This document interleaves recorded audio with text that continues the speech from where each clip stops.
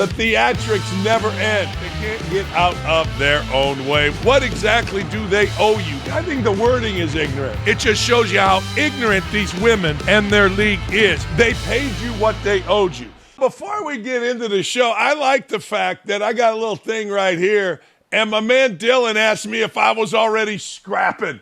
That's right, 62, soon to be 63. And the first thing that comes when people think about me is out there in these streets, having a scrap with the youngins, beating some ass, you know what I mean.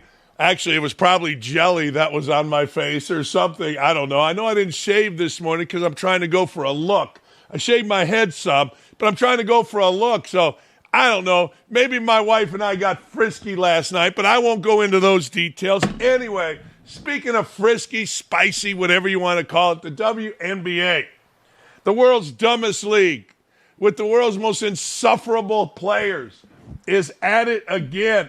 The theatrics never end. The girl-on-girl crime, which normally we like, girl-on-girl stuff, you know what I'm saying? It never ends. I told you this before, direct quote from my beautiful wife, who has been in women's sports for 100 years. Women in sports do not like to see other women in sports succeed. That's just the way it is. So las chicas bonitas of the women's WNBA league wore shirts that say, "Pay us what you owe us." Now, I heard that, and a lot of people are going back and forth. Well, they don't owe you anything. Well, it's $40 million loss every year. Here's the thing. I think the wording is ignorant. Wait a second. You signed a contract to play in a league. What exactly do they owe you? They paid you that contract. Owe you insinuates that you have not been given something that you have earned. A futures contract is not owing you. A contract that you are currently negotiating is not owing you. They paid you what they owed you. This is how dumb the WNBA is, and I haven't seen anybody really talk about this. They paid you what they owed you. Piece of paper, contract. We owe you 20 grand a month, whatever. Boom, boom, boom, boom, boom. That's what we owe you, and they have paid that. Okay. You might say, pay us what we deserve. Now, I don't know what they deserve. We'll see. That's a negotiation on down the line. But in terms of being owed, you know, when you watch a TV show, and I've been watching Sneaky Pete, all right, he's always owing somebody because somebody gave him something that he did not pay back. That's what this insinuates. Again, it's not a big deal, but it just shows you how stupid these women are. It just shows you how ignorant these women and their league is. Even in the wording, something as pay us what we deserve. They don't owe you. You know, somebody gives you $100,000 and you don't pay them back. You owe them. The league paid you what your contract stipulated. I don't think anybody in the WNBA has come out and said, my check bounced. You owe me. No. You were supposed to pay me on the 15th and 30th of every month. You missed the payment on the 30th, thus you owe me. I haven't heard any of that. No, it just points to, and again, it's not that big a deal, the ignorance of these women. Now, to the part where, well, you know, women in sports can't stand to see other women succeed. This happens both with men and women. Let me explain. Kelsey Plum is a pretty woman. Kelsey Plum is a terrific athlete, terrific college player, terrific WNBA player, terrific athlete. I saw her throw a T-shirt, and she looks like she could play any sport. Add that all up, and you would think she's hot. This is the same thing that happens with men, so don't give me that sexist crap. But then she talks. And the more you listen to her, the more you hear from her, the dumber and less attractive she becomes. This happens in every walk of life, without question. I've had people tell me, man, Dan, I didn't know you were this funny or goofy. I thought you were this hard ass.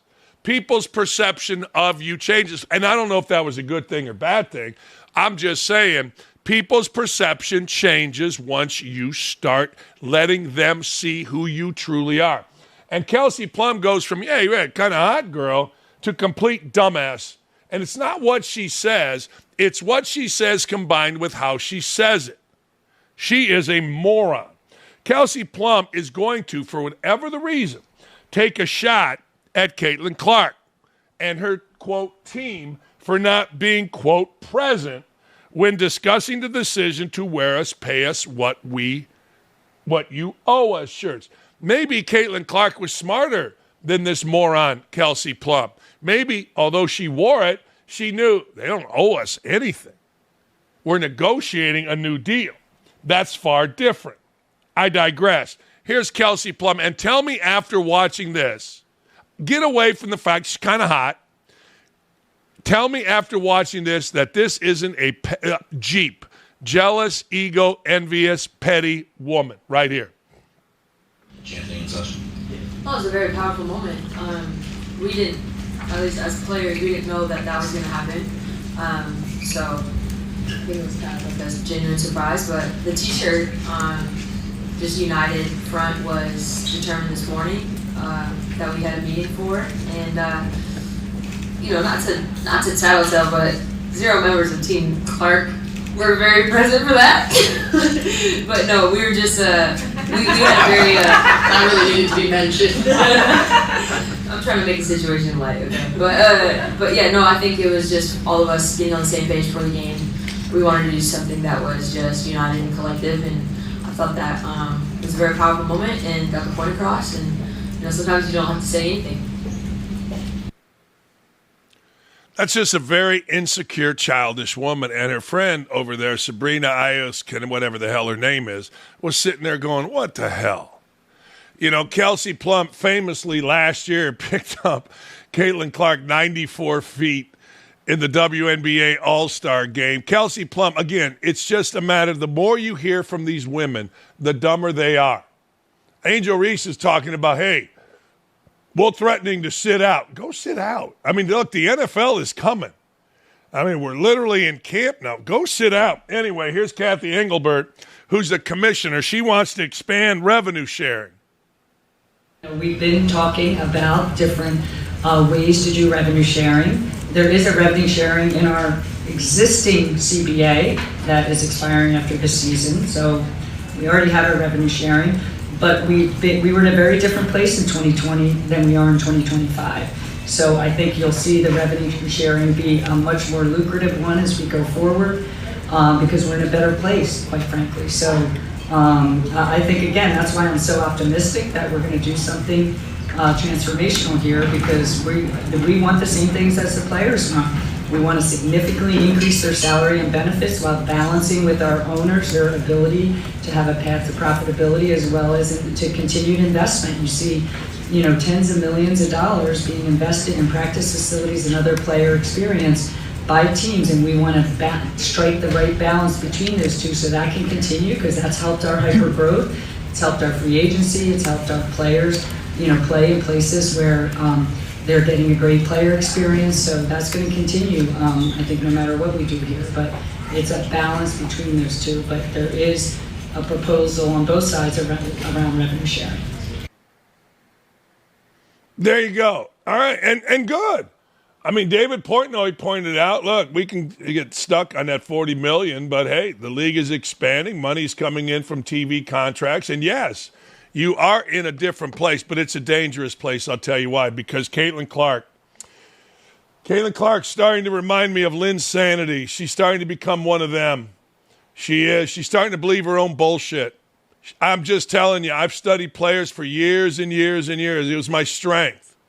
At 1,000% my strength. Caitlin Clark's starting to believe her own bullshit, and you cannot have that in the WNBA. She's starting to acquiesce and become one of them. Don't do it. Stay above the fray, Caitlin. It's what Jordan did. It's what Kobe did. Do what the greats do. Somewhat it's what LeBron does. Don't do it, Caitlin. I'm just telling you. I'm not sure I can define it, but I know it when I see it, that she's becoming one of them. Don't do it. I'm telling you. Of course, well, the woke ladies of Vibe Check, they had to go to the WNBA festivities. Elle Duncan gave us this analysis. Season long. So, all right. Yeah. Well, again, we hope it gets a little bit more competitive because, like a girls' trip to Cancun, right now there's no Dean. It's a 22-point game for Team Collier. That's a walk-off. Sabrina Ionescu, there she is from the 4-point circle. Second half action from Gainbridge Field has tips after this. Al, you're in timeout. Okay, done. Wow. I mean, that's like a clever, wow. You know what I mean? Wow, that's so clever. Oh, man. Honest to God. I mean, great. So let me see if I understand this. So ESPN, of course, scolded my friend Sam Ponder for liking a tweet, but because Elle Duncan is liberal and I guess black when she needs to be, she can say whatever she wants without facing any consequence. I mean, think about what ESPN has become. I mean, just think about that. Think about what ESPN has become. I mean, the folks that they hire, African American, white, whatever, the DEI folks, depending on your status, say whatever you want on air, and they think it's cute. And the boys up there, like I'm saying this not as a broadcaster, I'm saying this as somebody that worked at ESPN. Couldn't imagine saying that on air. Honest to God, I can't imagine. Unbelievable. But that's just what is okay now. I mean, you got Shaq at ESPN now talking about punching Robert Griffin III in the face. You got Big Perkins dropping MFers. I guess it's a sign of the times, but I would like to see Seth Greenberg or Fran Fraschilla or Tim Legler or Tom Luganbill or any of those white dudes that they got once in a while on ESPN SportsCenter. I don't know their name. They're all just goofy little dudes. I'd like to see them try that. It's just amazing what ESPN has come to. It really is. And I guarantee you there's not going to be anything. But, hey, white person, white conservative, like a tweet, and you're called into the office. No, it's amazing. It's astounding what ESPN has become. Breaking news. Juju Smith-Schuster is marrying a white girl. That's breaking news. Oh, my God. Film at 11. Holy smokes. Juju Smith-Schuster is marrying some snow. Ice cream.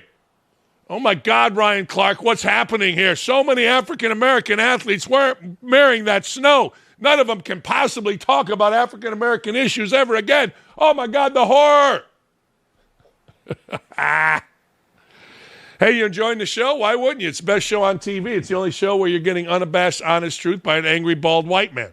And I'm not even angry.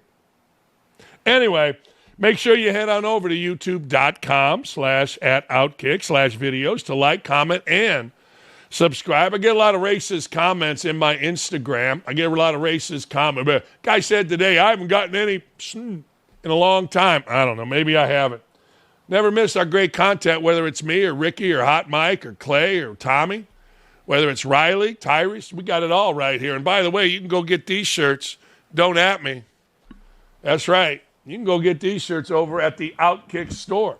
There it is. You got Sack Up shirts. Maybe I'll wear it tomorrow. I got to find it and iron it.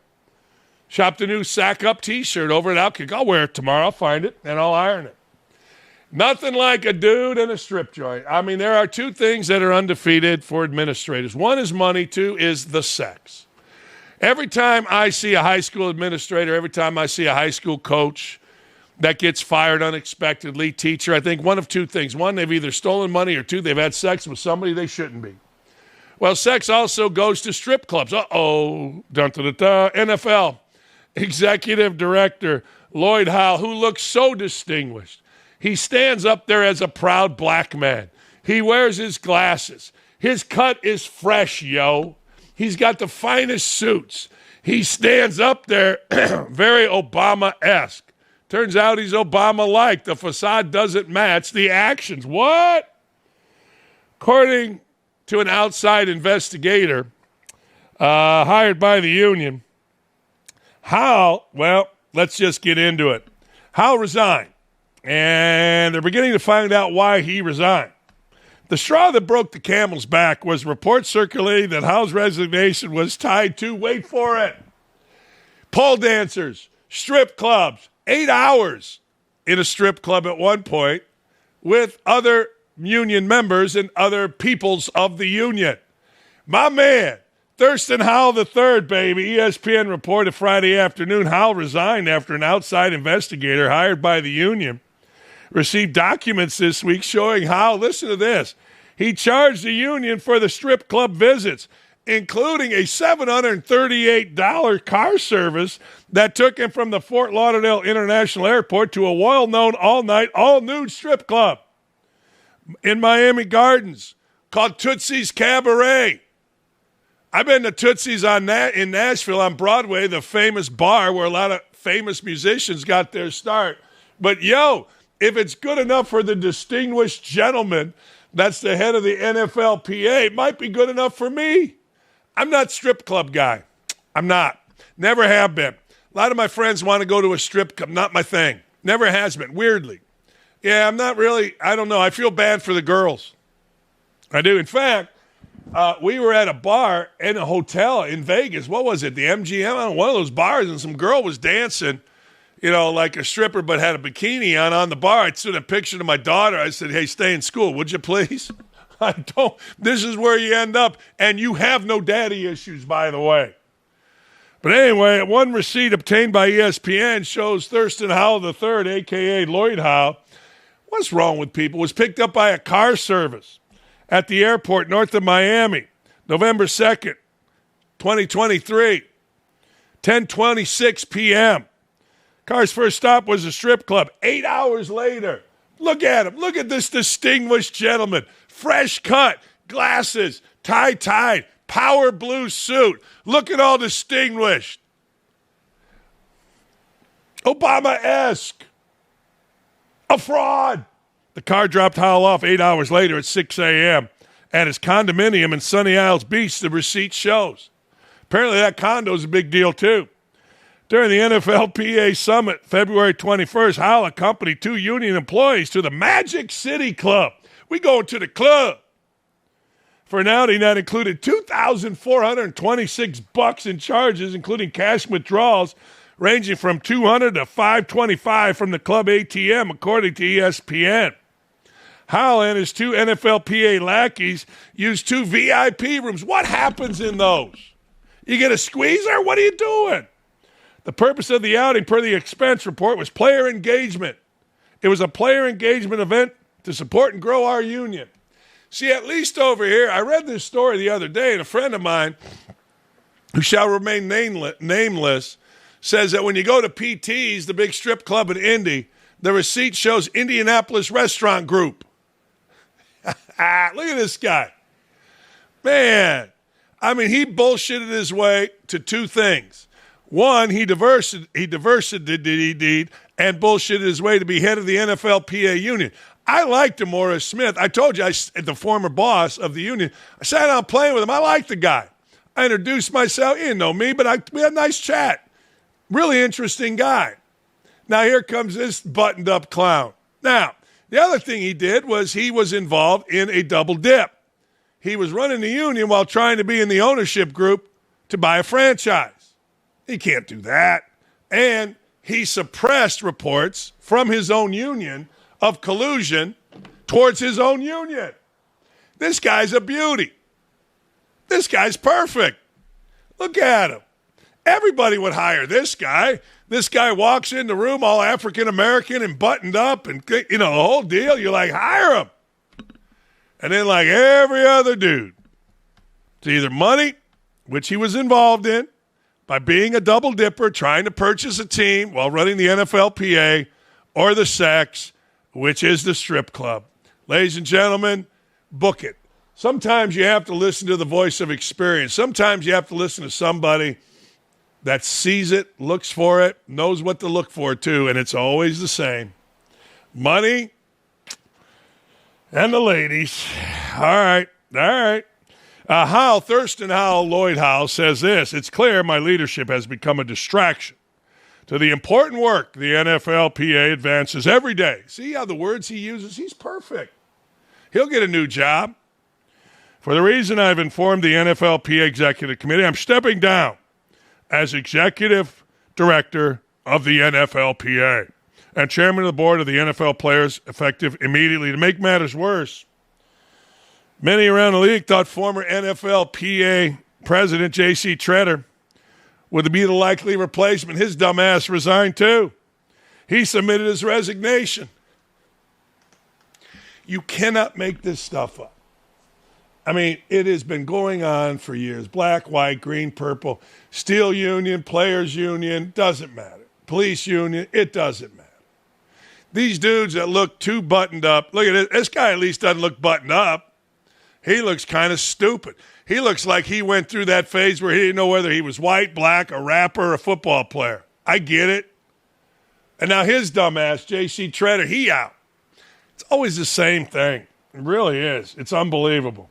Hey, President Trump, speaking of football, continues to advocate for the return of the Washington Commanders name to the Redskins. That's right. He wants the Guardians of Cleveland, the baseball team, and the Commanders of D.C., the football team, to bring back the Redskins and the Indians' nickname. All right, the Commanders, which might be the most boring name in all of professional sports, and the Guardians, that name sounds like a focus group of NPR interns who never watched baseball in their life. That's only matched by the Valparaiso University Beacons, which used to be the Crusaders, but apparently during the whole wacky time from 19 to 22 or 18 to 22, 2018 to 2022, the Valparaiso folk thought that, well, Crusaders were bad people. So we're going with a beacon of light for the future, blah, blah, blah, blah, blah. Ucha capesta, my eyes are burning. Anyway, here's Trump. The Washington whatevers should immediately change their name back to the Washington Redskins football team. It's big clamoring for this. Our great Indian people in massive numbers want this to happen. Their heritage and prestige is systematically being taken away from them. Owners, get it done. He's right. 90% of those polled said they want to go back to the Redskins. Let's face the facts. Real fans never asked for these changes. Activists did. And we gave in to activists for too long. Tiny Twitter mob screamed loud enough and corporate cowards caved. And when you actually talk to Native American groups, many supported the Redskins name. It's honored its legacy, and they said so. The media, of course, just ignored that because the media, like the boys in Building 5 at ESPN, they don't want to be seen as racist. They don't want to be on the other side of this. Even if it's just a fat chick with blue hair screaming into her phone at night in her daddy's basement. I don't know. You got to be a victim, right? You got to be an offended victim, and that's what drove this. Both decisions were a huge mistake, considering it's not offensive and is in the case with the Redskins. Most, damn near all, Native Americans wanted the name to stay the same.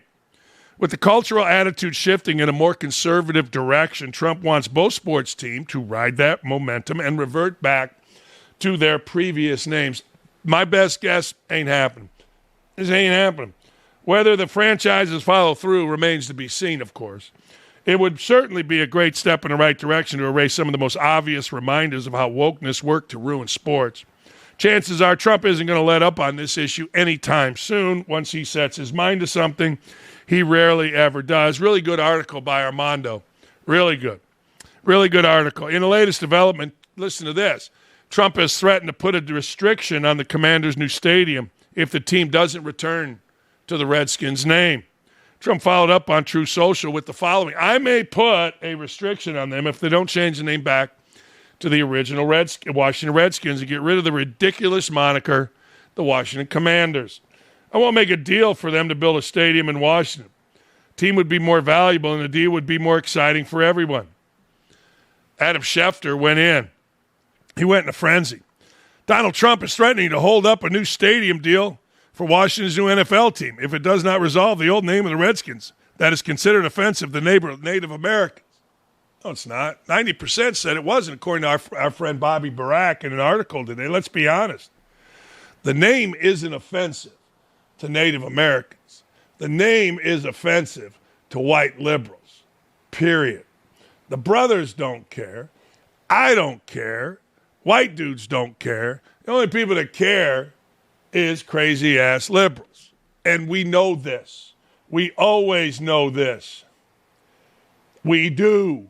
Don't at me about it. We know this. By the way, I just got a text from Laura Ingram's gal. I think I'll be on Ingram tonight. I'll get with you, Aaron, after the show. I like being on Ingram. Hell yeah. Oh, hell yeah. Friend of the show and legendary coach gave great insight in reacting to Scott Frost's "don't take the wrong job" comments, even mentioning me, the great Daniel J. Dakich, and my decision to return to Bowling Green after taking the West Virginia job, and Billy Donovan doing the same, returned to the University of Florida after taking the Magic job. Don't take the wrong job. I said I wouldn't leave Florida, a UFC, unless it was someplace you could win a national championship. This is Scott Frost's reaction to what he learned. Don't take the wrong job. Shot at Nebraska's alma mater.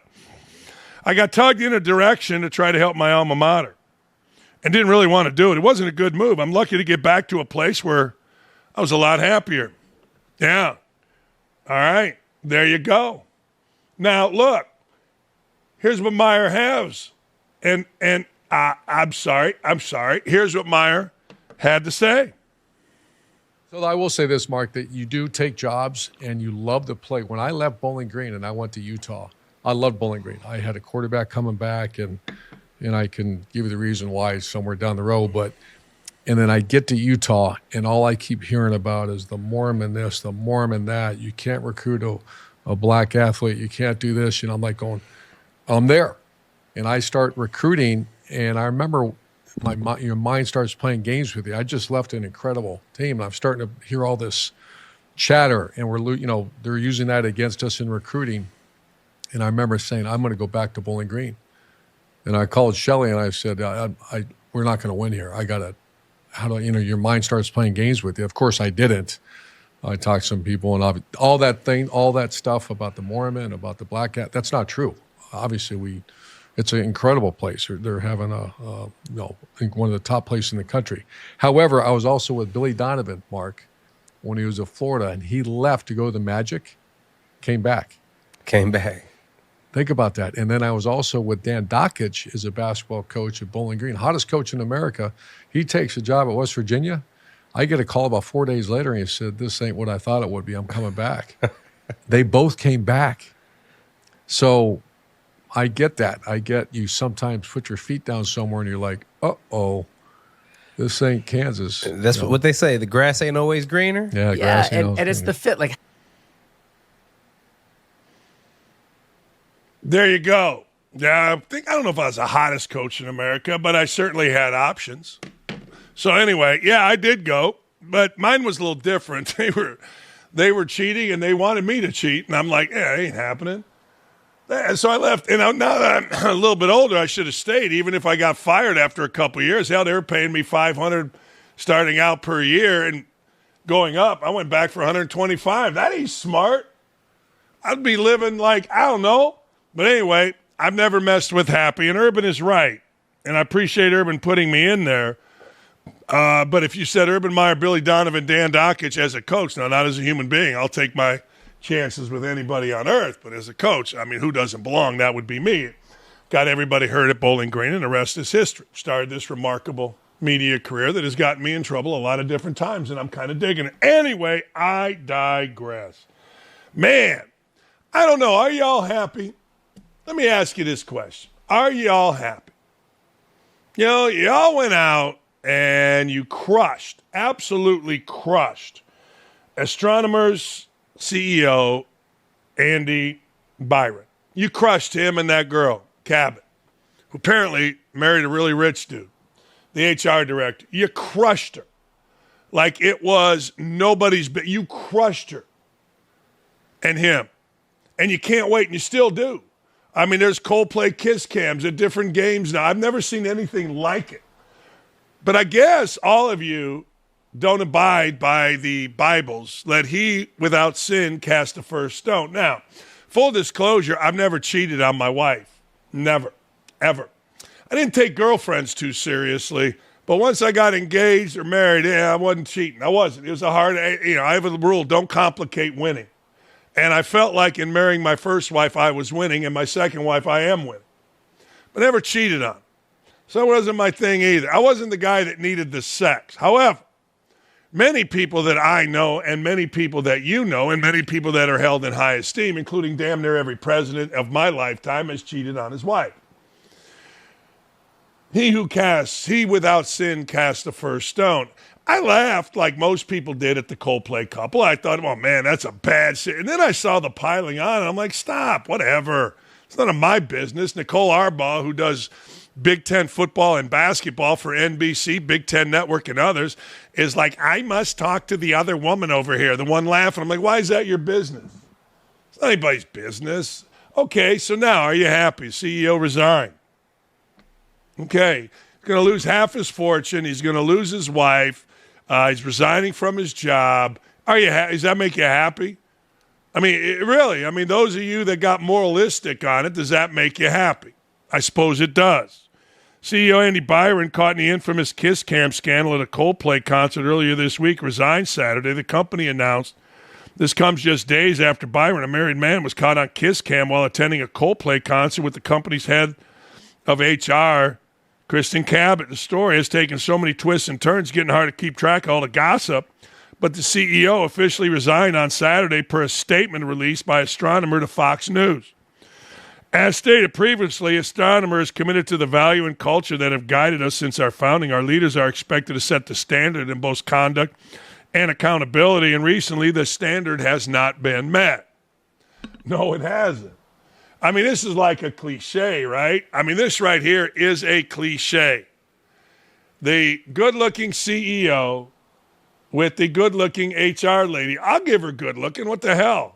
I don't care. Or the bad-looking. It doesn't matter. CEO with HR lady. Let me fast forward to what's going to happen here. The HR lady is going to get one of those big-time lawyers, a Garagos or somebody like that, sue the company because she's going to claim being coerced by this guy into a relationship. There may ever be, see where his hands are, assault charges. I know how this goes. I've seen how this goes, and it's all bullshit. But anyway, that's what we're going to see. All right, for those of you that don't know, here is the CEO and the HR director at the Coldplay concert. Oh, look at these two. All right, come on. You're okay? Oh, what? Either they're having an affair or they're just very shy. I'm not quite sure. The lady on the left there is the one that Nicole Arbaugh, I must see what she says. Really? Why? Now, Nicole just got newly married. It's all ridiculous to me. But, hey, look, it is news. The viral moment, I've never seen anything like this. It's taken the sports, concert venues by storm. It has taken, here it is. All these Kiss Cam things. Look at them. Look at the people there ducking down. Everybody's ducking down. Look at this. Coldplay cam. Gay guys. Husbands, wives. It's so funny. It is funny. I'm going to give you that. It is really, really funny. But I think there's something happened here. Let's crunch the numbers. The attendance at the Coldplay concert, July 16, 2025, Gillette Stadium, was about 66,000 people. Let me stop there. Those of you saying, I would divorce him for going to a Coldplay concert, suck it. 66,000 people attended that concert. Coldplay is a big-time band. Coldplay is one of the few artists around the world that could sell out any venue, anytime, anywhere in the world.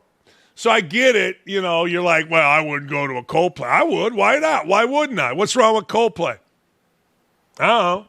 It's like I went to a Nickelback show.